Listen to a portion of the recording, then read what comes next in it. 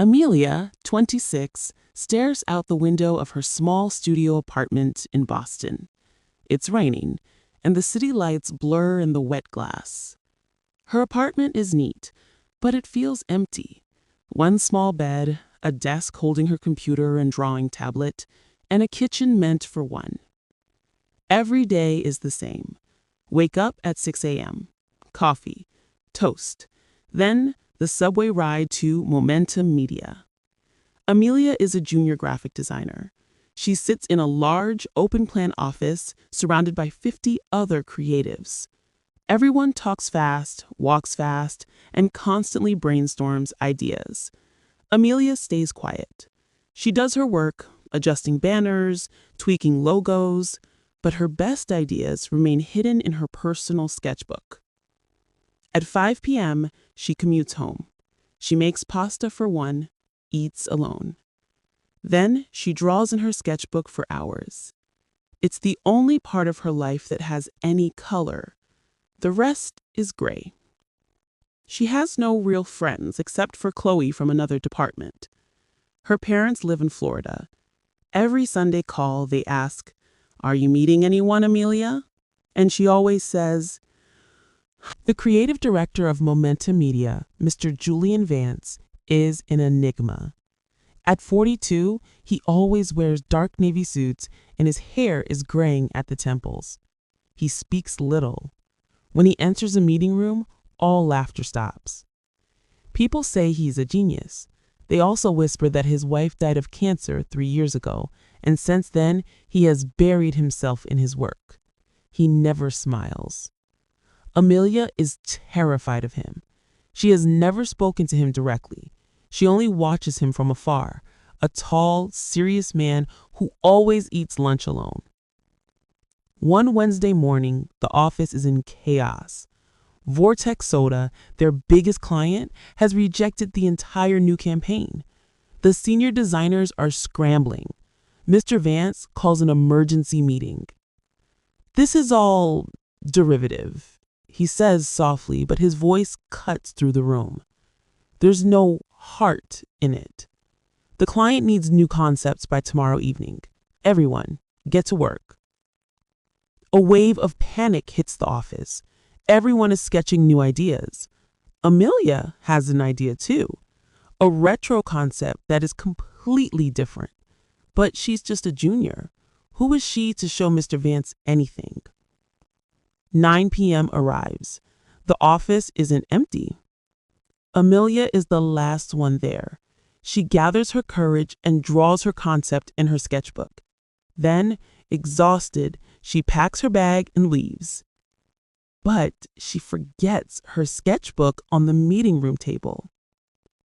The next morning, Amelia arrives at the office and realizes her mistake. Her heart sinks. She runs to the meeting room. The sketchbook isn't there. Just then, a message flashes on her computer screen. Amelia, my office, now. J. Vance. Amelia's hands start to shake. He's going to fire me, she thinks.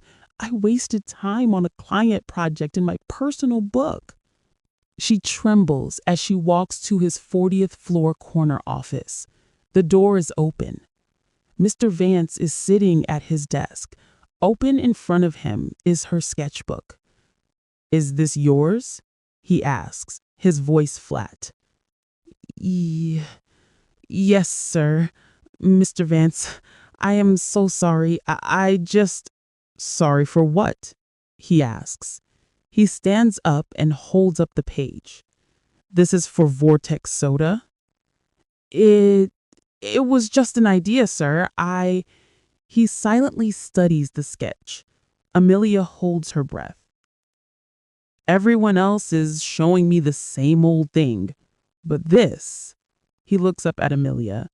This is fresh. It tells a story. Why didn't you show this to me before? Amelia can't believe it. I'm just a junior, sir. Creativity doesn't have a job title, he says. Develop this with me tonight. For the first time, Amelia feels like someone has truly seen her. The next 48 hours are a blur. Amelia and Mr. Vance take over the main conference room, turning her sketch into a digital design. Mr. Vance is demanding, "No, Amelia, that font won't work. Think again. This color is too loud. Make it subtle." But he isn't angry. He's guiding her like a teacher. At 10 p.m., they pause and order pizza. "Did you always want to be a designer?" he asks, picking up a slice. "Yes, sir. I like telling stories with colors." "Call me Julian," he says, when we're working. It's their first real conversation. Amelia asks him, "And you, Julian, why did you choose this?"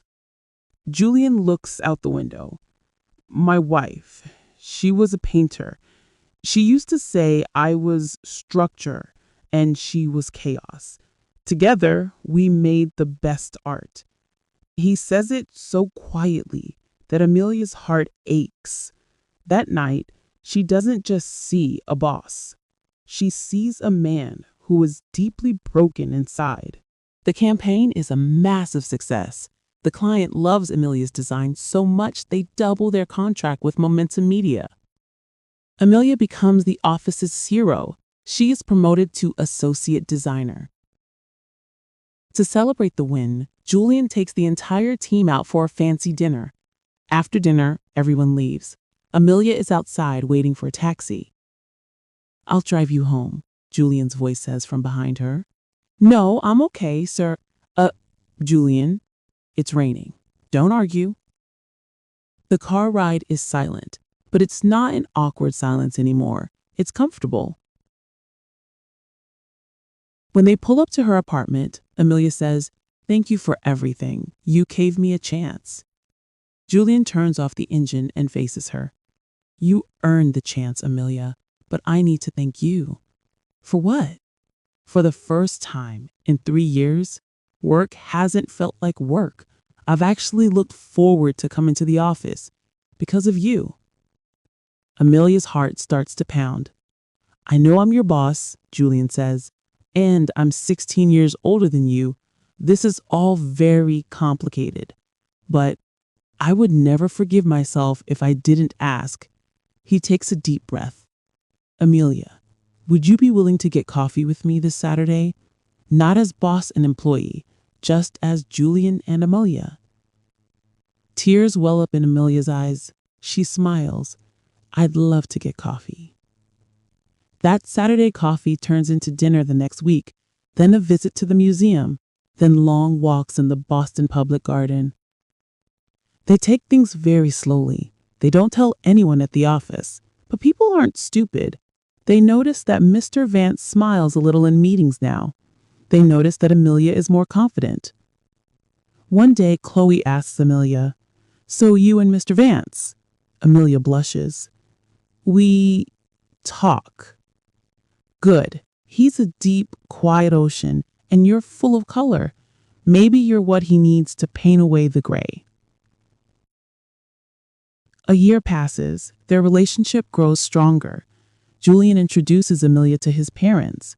Amelia takes Julian to Florida to meet hers. Her father is worried at first. "He's much older than you, sweetheart." "He's a good man, Dad, and he makes me happy." 1 year later, in the same park where they had their first real date, Julian takes Amelia's hand. "Amelia," he says, his voice no longer hiding emotion, just full of love. "My life was gray, colorless, meaningless, just work, work, work. Then you walked in with your sketchbook and your colors. You taught me how to live again." He gets down on one knee. "I promise to protect every color in your life. Will you marry me?" "Yes," Amelia says, crying, 100 times yes. They have a small, beautiful wedding, only close friends and family. It's 2 years later. Amelia, now 29, is a senior art director. She isn't quiet anymore. she leads meetings. Julian, who is 45, is still the CEO, but he makes sure to come home by 6 p.m. They no longer live in the small apartment. They bought an old brownstone house just outside the city, which they are slowly renovating together. One evening, Amelia is sketching on her tablet in the living room. Julian is sitting next to her reading a book. "New client?" he asked. "No," Amelia said, smiling. "This is a personal project." She turned the tablet to show him. On the screen is a sketch of an empty room with a small baby cot in the corner and colorful animals painted on the walls. Julian puts down his book. He looks at the sketch, then at Amelia. His eyes have the same depth, but now they aren't sad. They're full of love. He takes her hand and kisses it. "I think," he says softly, "this is going to be our best project yet." Amelia rests her head on his shoulder. It's raining outside, but inside their home, there is nothing but color. Thank you for watching this story. If Amelia and Julian's journey touched your heart, please don't forget to like this video and subscribe to our channel for more heart-touching stories every day.